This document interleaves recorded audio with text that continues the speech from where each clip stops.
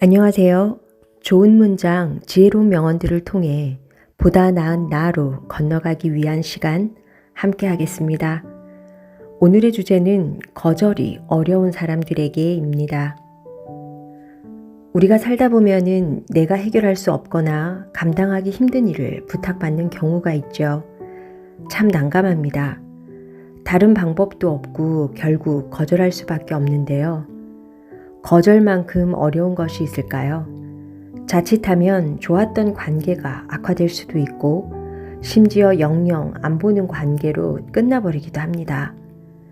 부탁을 하는 사람 입장에서는 몇 번이나 망설이다 어렵게 용기를 꺼내 말을 꺼냈는데 부주의하고 무성의하게 거절을 당하면 상처를 입기 쉽습니다. 반대로 거절하는 말을 꺼내기가 어려워서 고민만 하다 시간이 흘러간 경우 왜 진작 거절한다고 말해주지 않았나 하면서 비난을 듣기도 하지요.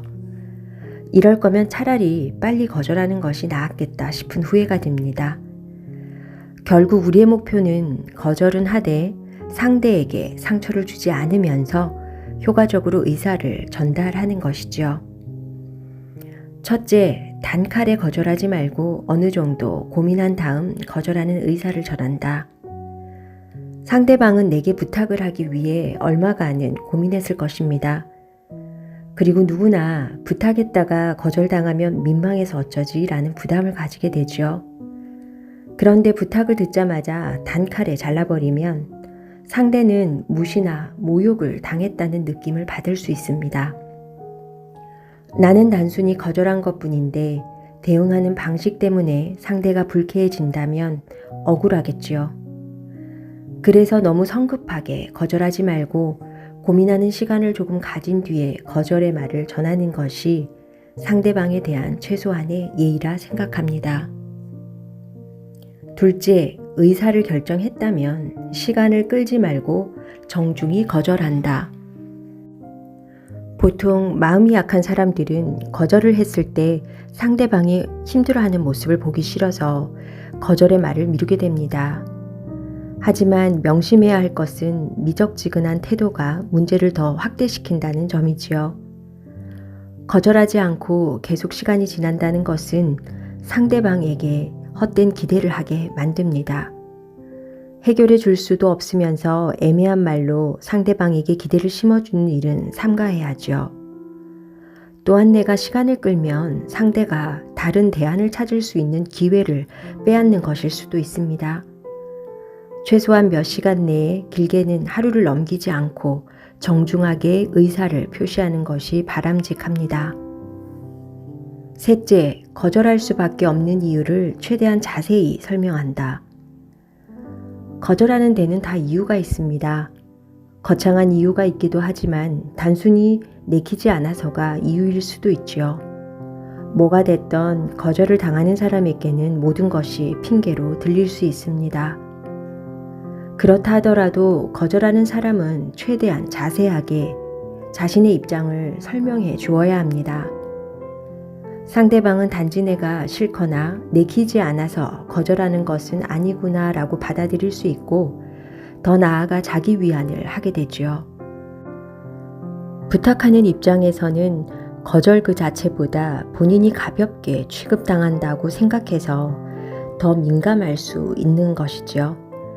거절하는 사람이 정성껏 자기 사정을 이야기하면 나와 내 부탁이 너무 가볍게 취급되었거나 무시당했다는 상처는 받지 않게 됩니다.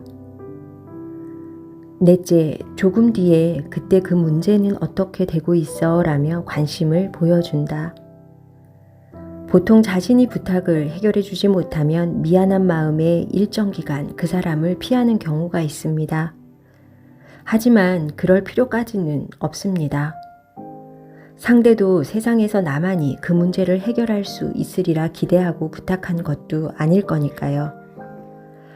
내가 해결하지 못했지만 그 문제를 어떻게 하고 있는지 물어봐 주는 것은 거절의 가장 훌륭한 마무리입니다.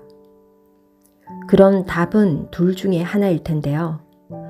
여전히 백방으로 알아보고 있다라는 답이면 그랬구나, 힘이 못 되어서 미안하다 라고 답하면 되고, 다행히 그 뒤에 돈을 구했어 라는 답이면 정말 다행이다. 내가 힘이 못 되어서 계속 마음이 무거웠는데 정말 다행이야 라며 같이 기뻐해 주면 됩니다.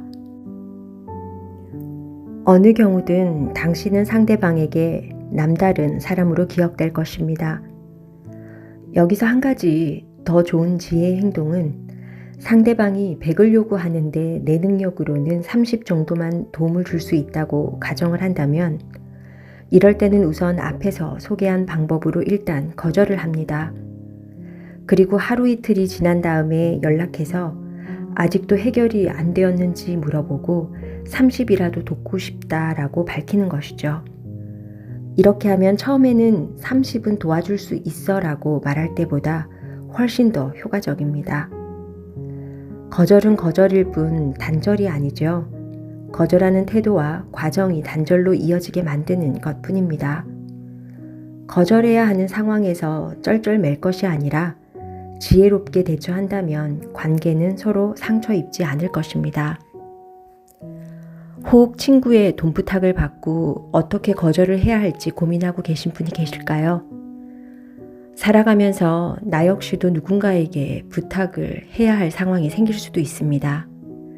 그것이 꼭 돈이 아니라도 다양한 다른 부탁이 될 수도 있겠지요. 즉, 부탁을 현명하고 지혜롭게 그리고 상대편에게 상처 주지 않고 거절할 수 있는 그러한 사람이 될 수 있도록 보다 나은 나로 건너갈 수 있는 시간이 되셨으면 합니다.